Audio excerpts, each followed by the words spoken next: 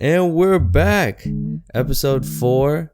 Let's get a deep dive into it, man. I feel like Sin City, Vegas, there is a lot of things to just analyze. I think the people that you meet there, the environments that you get situated in, every single thing is just so different. You know, it seems like a world on its own. And I think that was the first time I'd ever really gone to a party city while it was popping. You know, I felt like I've been to Miami and things like that, but with my parents when I was younger. So it was the first time I was with friends. I really got to like be in that environment. And, you know, just to start off, I think, you know, starting from the first couple days, and especially what I want to, you know, first talk about is when we went to XS, which was the nightclub on Saturday. There was a shift, you know, and this is what I kind of wanted to really talk about. So we were there starting from maybe 10:30, and we were there until like maybe 2 o'clock at night, right? And one thing that I had really noticed was that from everything that we were doing in the daytime and the type of people that we were around and the type of energy that was there was a complete shift to what had happened at nighttime. Did you ever feel anything like that? I mean, I felt like the club sucked. Yes. What kind of shift are you talking about? Okay, well, this is what I'm trying to think. And so during the daytime, when we were at the pool party, it felt like that the fact that everyone could see each other, that everyone for the most part were just drinking. It didn't really feel like drugs had become an integral part of the night, you know, the day until nighttime for everybody. It felt like the intentions of people there were more innocent. So that, hey, we're all here to have fun.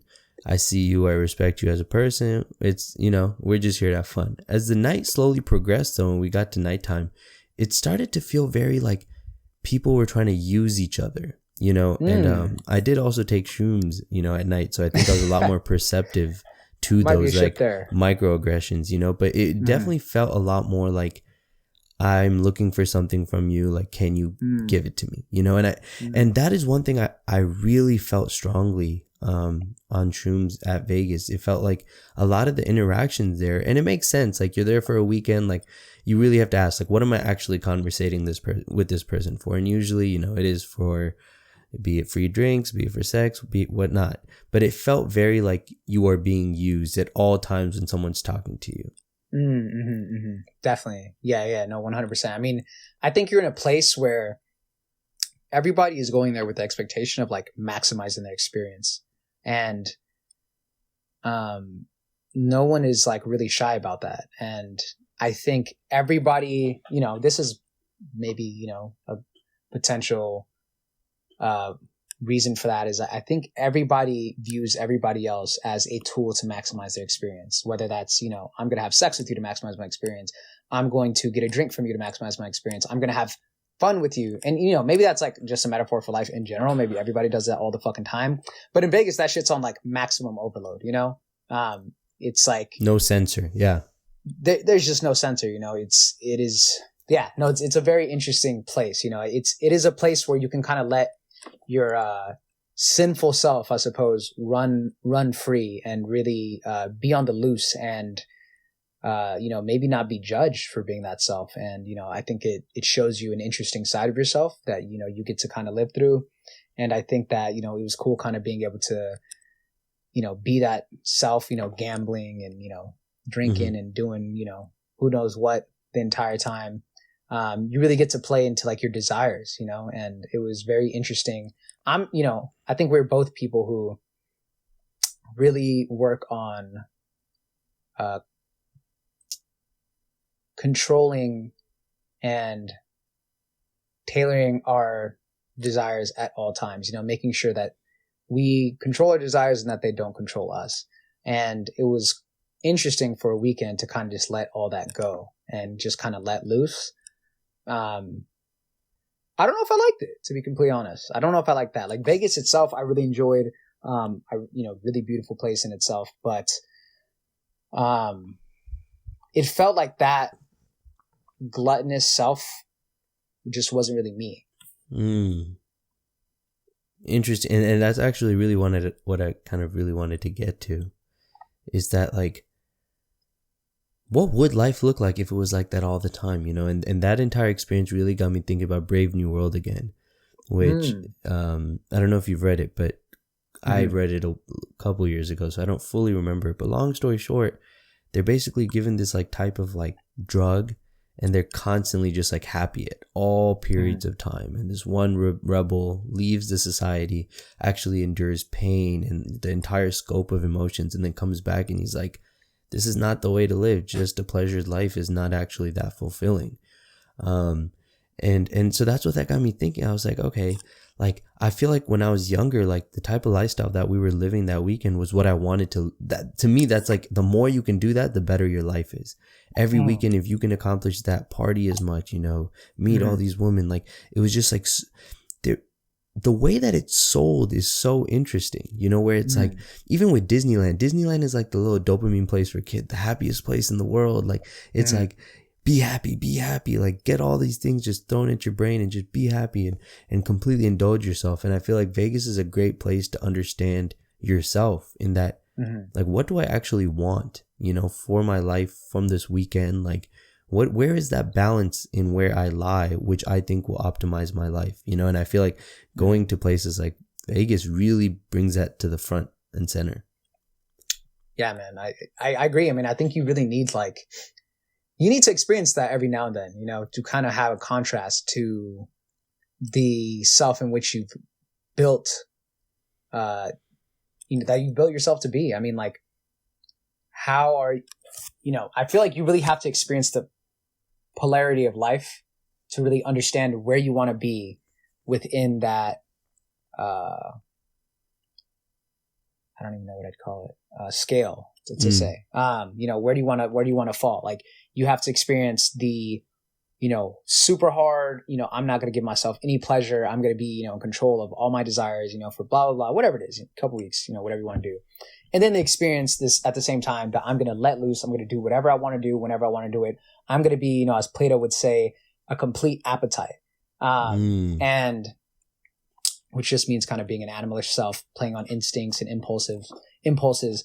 And then, you know, figure out where within that, you know, is not only makes you the happiest because, you know, as we're kind of talking about, that's not really the most important factor here, you know, but arguably, you know, gives you the most meaning and serves whatever goals that you want to the best efficiency it can. And I imagine it's probably not going to be too much. It's going to be more on one side than the other. And I imagine it's going to be more on the, you know, prudent and self-discipline side than the other. But sometimes you can kind of forget where you're at on that scale. So that's why it's really important to kind of, you know, venture out and have a weekend like that. You know, like they say, everything in moderation, including moderation, you know? So you shouldn't always be moderating your moderations at all times. Sometimes you just got to let loose. And, you know, I think it's really nice. Like sometimes weekends like that get me home and I'm like, fuck, I'm kind of thankful that like I'm working hard, you know? Like I just kind of want a boring ass week, which I thought I'd never say. Yeah. And honestly, what you just said right now, just boom, boom, boom, so many things in my brain. So I'm thinking, I really want to get to talking about our experiences gambling, because was that a trip? And two, moderation, it's crazy because it's just like, you know, I have my parents as an example of people who live very much by the books, right? Like they discipline to the max. Like they don't even really let themselves like experience any of that, right? They walk across a casino, don't gamble, they don't drink, you know? And so like being around them, it really makes me question. It's like, what actually is the advantages of drinking, right? Because I see people who don't drink at all. So, and looking at that, I don't think that's necessarily the answer. So this is kind of what I was thinking about, and I kind of want to hear your opinion on this. So I think, you know, as we're reading also this book, the How to Be Disliked, Courage to Be Disliked, one thing they talk a lot about, and I've been thinking a lot more about, is community. And it often feels like, at least with the majority of American society, that drinking is a way to actually form bonds with people. Because the things that people are likely to say and share when you guys are going out drinking, those are things that create that special bond between you two that I don't think a lot of people allow themselves to create when they're sober. Damn. You know, and I feel like and this is not only with drinking, it's also with being vegetarian, I think like, you know, going out with your friends and like being able to talk about food you guys ate together, things like that, those are things that people are able to create community by. And I feel like the more you're like, I'm not going to do those, I'm not going to do those, there's two options. One, you find it harder to make that community and you don't, or you look much harder and you find people who you are able to, still connect with, even though you are quite different in those ways. And I would say for that reason alone, I started drinking a little more, because my goal is not to get drunk anymore. It's just to be able to create those connections with people who seem to be more willing to do that with people who are drunk. Damn, that's fucking crazy. That's a very interesting perspective to look at it. And wow, yeah. That's fire. I mean, that's, how much of drinking is like just social. I mean, people drink for different reasons. If you're drinking in your room every day by yourself, like, you probably have an issue. And some people really do drink to kind of relax, I suppose. And it can be relaxing. And then, other people drink just kind of socially. And I never really thought about social, like I've always just kind of been like, it's to appease the group, to appease the group, but like never really looking at it from the standpoint of like the value that like it can serve in relation to getting you to connect with people in a unique fashion. You have a boss that you see every day at work, you guys are in that environment, and then you guys go out and grab a couple of drinks. You're going to go in the next day and your boss is going to be like, that's my boy. Exactly. We had a really good time together. It's different, Even if you don't remember it, it's just like you remember the feeling of like, yes. I had a good time. He was there when I had a good time. I let loose. I can now associate this person as knowing me. Like he now knows my identity of like letting loose. Yeah. And like, that's like a part of myself that like, like now I feel more connected to you because of that. Exactly. And I feel like, Vegas in a way was like that, I feel like a lot more connected with everybody I had gone with, because it was like I was able to see them in that different state, and be in a place where I could also do that myself. So, I think that is one of the, talking about the moderation thing, even with gambling, all these things, I think there is definitely a social aspect to it, being that person. And this is something I've noticed, being that person who's always like, no, I'm not doing this at all. What it ends up making you be is a person that other people look at and then realize something about themselves. And no one likes that, especially when you're going out. No one wants to be reminded of that. Like, let's say I'm trying to get my life together, but this weekend I'm chilling. But then somebody else, in my definition of what it looks like to have your life together, is doing that. That is just a constant reminder to me that whole night that, damn, I'm messing up, and I feel like that makes it, for people who haven't, let their ego down, especially in those situations, and that's all of us, it's like, it's tough to be around people like that. Right.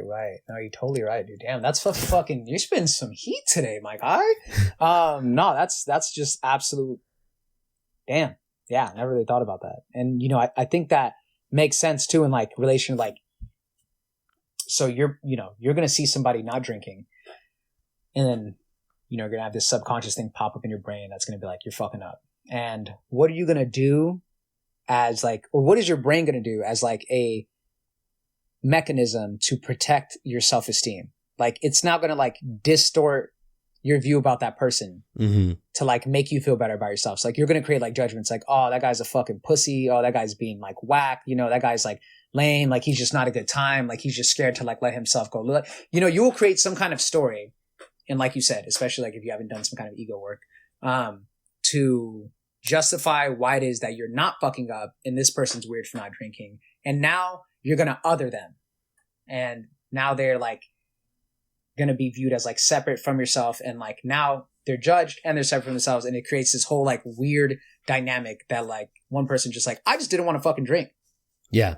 And it becomes this like extremely ethical thing. So I feel like, especially I've been realizing this a lot with like vegetarianism, I mean, I guess at this point, really anything, it immediately becomes this ethical thing where it's like, why don't you drink? And if you give your answer, that person will be like, well, I drink. Does that mean that I'm not, X, Y, and Z based on what you just said, and it always becomes like what does that say about me then, and it becomes this thing that's so much bigger. Right. No, that's facts, man. That's very much facts. So you feel like you started drinking more to kind of dissipate that conflict within like group dynamics? Exactly. And the other difficult thing, so I actually went to this, we were watching the Floyd Mayweather fight this weekend. And yeah, and it was an interesting dynamic. So I was in an extremely masculine setting. You know, it's been a Okay. while since I was extreme, like hyper. And Where were you? it was I'm back in the Bay Area right now, so I was at Oh, so you're with your homies in the Bay? it wasn't my homies from the Bay. It was like one of our new homies. Like I just met him like a couple months ago, and so whatever. We went to Okay. his house, and his whole family was there. So it was like all his cousins, and it was like they're all pretty like 25, 26. And at one point, they're kind of roasting me for having nail polish, right?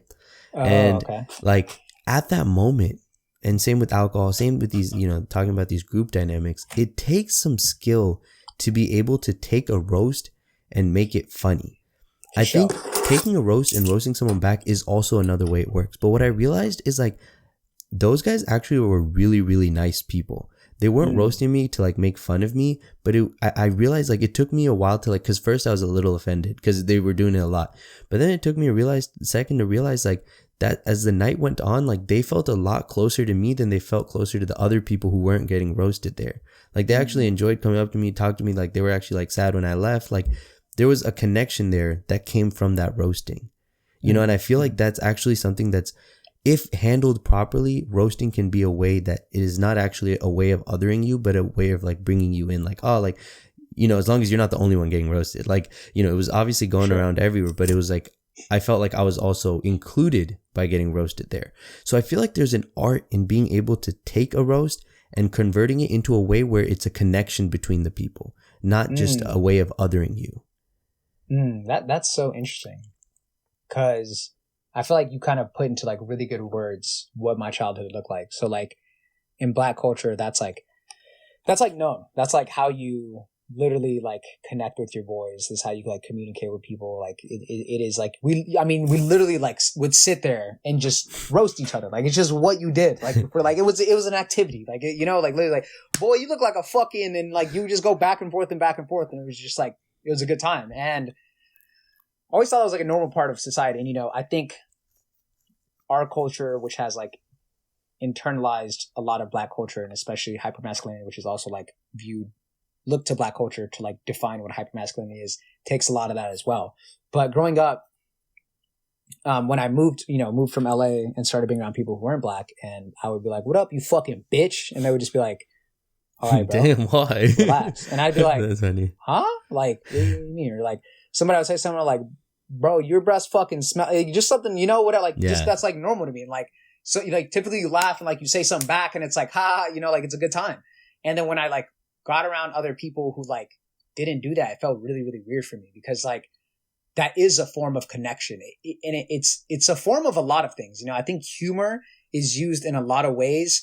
And if you can use it right, it's actually like a superpower. For example, I have the ability to address a lot of uncomfortable shit because I can do it with humor. Like it's like a mechanism for like pointing out elephants in the room without making it weird. Like obviously you have nail polish on. Like where somebody just like, "Hey man, why do you have on nail polish?" Or somebody just like, "Bro, what the fuck are you fuck?" Like, and like you could bring, and it's like, oh, I'm making a joke, but I'm also like pointing out something that's like a relevant feature of like you. And like, I think people use a lot of humor in a way as like a way to like be able to cope with like talking about uncomfortable things. And that, plus the fact that, for me, because I grew up in that way, when I can roast somebody, the ideal situation is they roast me back. That's like the best. Yes. But if not, if they can just take it, laugh it off, whatever, and like it makes me feel like I can be more myself, and it does make me feel a lot more connected to the person. Like I like, honestly, this is like a really good for everybody in my life. It is a really good metric of how close I am to you by how comfortable I feel roasting you. Like actually, for like, sure. If I'm not that close with somebody, like I'm not gonna say anything to you. Like in with my closest friends, like it's literally all the time, 24/7. Like it's just how it be. Yeah, definitely. I 100% feel that. Even with my roommates back in school, like and I think it's also with, don't want to tangent, but it's also with fighting, and I think you had mentioned this earlier, like being able to know that I can actually, not necessarily like square up, but even that, but just like knowing that we can take it there and that we're not scared to take it there means that like that's not something that's gonna like stop our friendship. You know, like knowing like that you can take it anywhere and still maintain the friendship, I think is really powerful. Be it with roasting, be it with, you know, whether it's physical fighting, arguing. Like you never want to be like, oh, I'm friends with you, but we've never argued ever before, you know, because then you don't know that, like, you know, you're not 100% sure.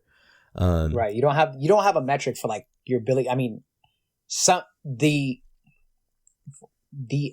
health of like an ecosystem is very heavily defined by its ability to like rebound from like wow, perturbations, I suppose is the word. Nice. No, very good. That's very true. I never thought about that. Like, wow, what if that's how things were measured? Like when people say my relationship is so great, like what if the way to measure it is not to just like, if you're just constantly upsloping, that's not actually like great, you know, it's actually that, because that just means you haven't hit it down yet. I 100%. I think like, wow, never thought about that. Or, you know, anybody, friends and shit like that. Like it is very uncomfortable. Like when you've never had a fight with them, like it is very weird. Cause then you're just always in fear of that. And you will like eventually start to like alter your behavior so that like it doesn't happen because the fear around it just builds up more and more. And then you're not being authentic. Wow. Words. Okay. So I'll tell you how I handled that nail polish situation. I kind of want to hear what you would say. Cause I think it takes a certain level of creativity in the moment to be able to come up with the roast with someone that you don't really know. And especially it's like, you know, I barely know this person. You have to like think of something like on the spot and be like, all right, I'm gonna go for this. Because what you don't want to do, I think, I could be wrong, is like already have like a bunch of roasts ready for this person as soon as you meet them. Because that means you're just like, you're approaching them with a very judgmental way of just meeting people. You're like, I see you, I just judge you in 10 different ways, you know? Right. Or maybe it can be done in you can observe it but not judge it. You know, you could just be like, all right, his teeth are messed up, but I'm not judging his teeth. You know, like something like that. But so, you know, I feel like the way I handle getting roasted is like, I also roast myself, which just makes it like you can't really roast somebody who roasts themselves, you know? So 100%. They're like, you got your nails painted, bro? Why you got your nails painted? I was like, yeah, bro, but only my left hand, you know, I got to keep it straight. And I was like, and then it became a joke. So for the rest of the day, they were just like, oh, is that a left hand thing or a right hand thing? You know, because like my left hand's painted, my right hand's not. So like it became a joke for the rest of the night. And I feel like I thought I handled it in a pretty good way where I wasn't like, oh, you got me, guys. I'm sorry. I shouldn't have done it. You know, you look cool if you can do that. Like you're like, oh, this guy's cool, you know? Yeah. But I'm trying. So like, but there are two ways to do it. So you can join the joke and roast yourself, or you could come back and roast them. I feel like one is a lot safer than the other. Like, for example, if somebody was like, oh, your fucking nails are painted, and I was like, thanks, your mom helped me do it last night. Like, it's just, or like, you know, your mom has a matching set. And it's like, there's levels to it. Cause then somebody like could get offended, but you know, in hopes that like you say something like, maybe the mom is going too far, you know? Like, you said, your girl helped me paint him last night or something like that. Like, it would be like, oh shit. And like, yeah, I don't know. There's obviously different ways of going about it. Obviously, I like roasting too, so that's probably some kind of response that I would have said. That was a good roast. Like, it was crazy that you came up with that literally in that 2 seconds. Nice. Yeah, I mean, like you said, it does require a lot of like on the spot, like, you know, creativity and shit like that, whatever the fuck.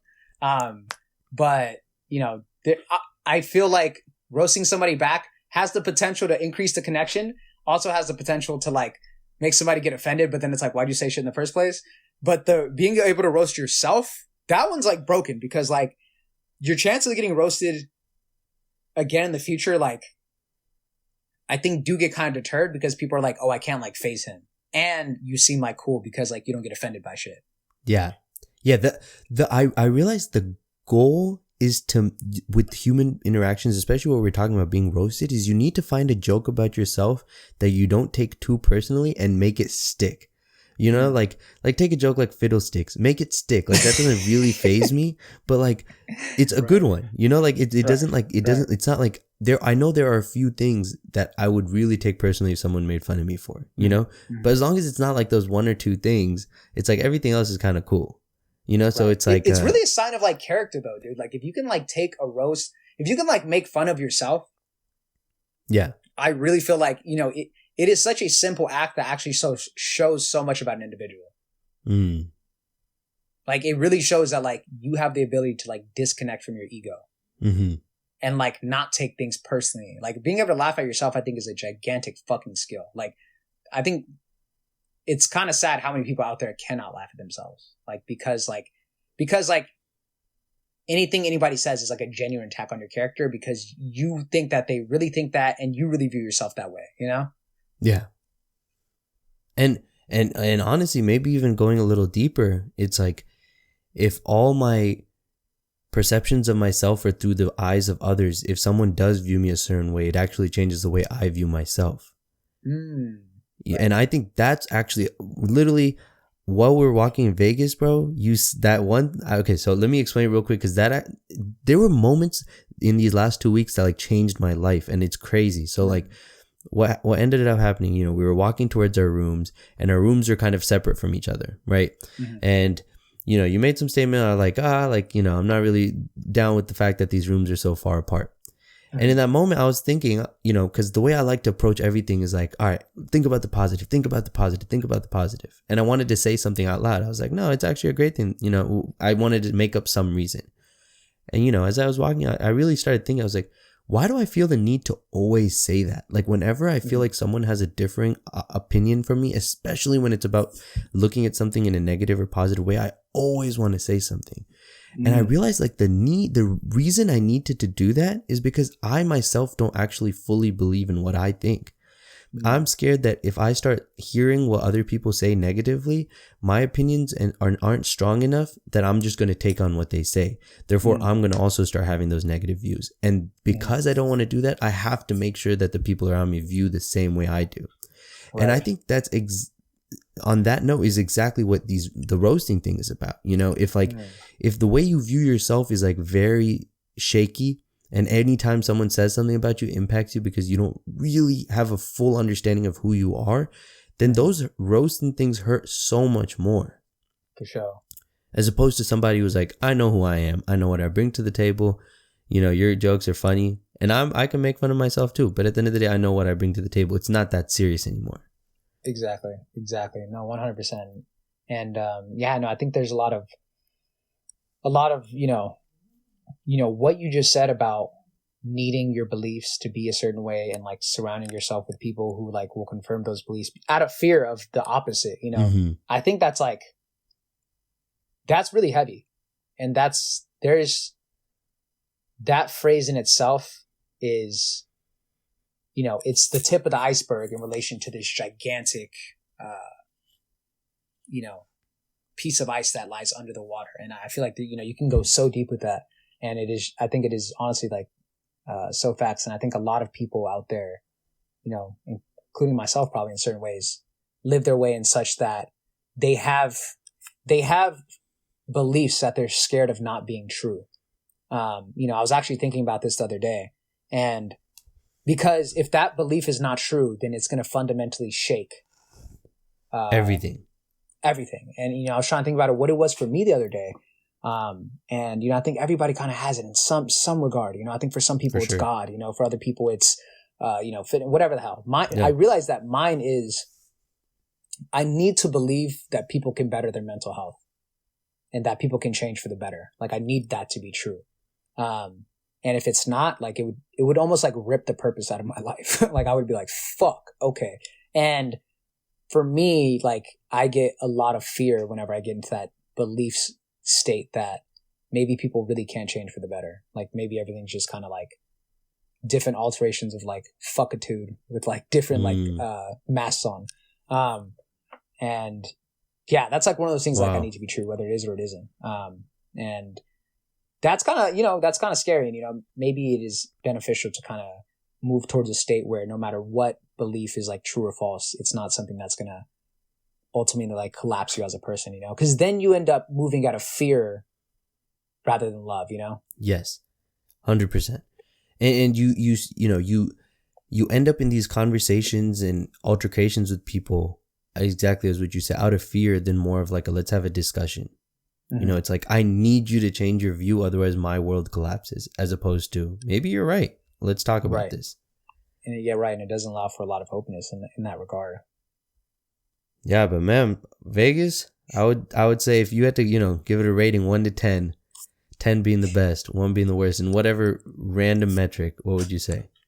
One thing I'm going to say before I give that rating, which is I think one of the things I love about you and our friendship is that, like, man, like, it's just so funny because, and I will credit you with bringing most of the heat to this conversation, but you were like, yeah, let's talk about Vegas, man. Like, there's a lot to, like, unpack there. And I was like, is there? Like, I don't know. I can't, like, philosophically, like, go through shit. And then you started bringing up topics and I was like, oh, fuck. Then, we've just had a whole 30-minute conversation about, like, the different, philosophical, inquiries that have come to the surface from, like, being around Vegas for, like, 2 days practically. Like, and, I think one of the things I love about you is that no matter where you are, like, you're just constantly, like, trying to learn, and you're constantly trying to, like, you don't make waste of any experience. I feel like every experience you go through, like, you're really trying to, like, get the most out of it, and you're trying to grow the most from it. So, just one thing I want to say is that, everything you just said about Vegas, I'm like, damn, like, I'm, really excited to kind of digest that more within myself. And I would say that Vegas was, that pool party was fucking lit. That was like the most I've ever danced in my entire fucking life. Like, that was crazy. If that pool party wasn't there, man, this rating might be a lot lower. But in itself, for itself, on some Sartrean shit, Vegas was,